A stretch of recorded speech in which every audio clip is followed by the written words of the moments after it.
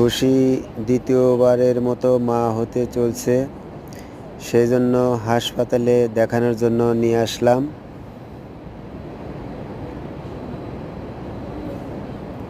খুশির সঙ্গে নাবিলাও চলে এসেছে।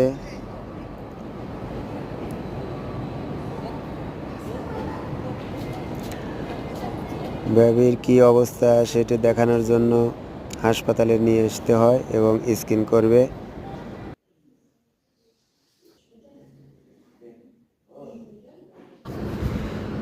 সবাই খুশির জন্য দোয়া করবেন, আল্লাহ যেন সুস্থভাবে বেবিটা দেয়।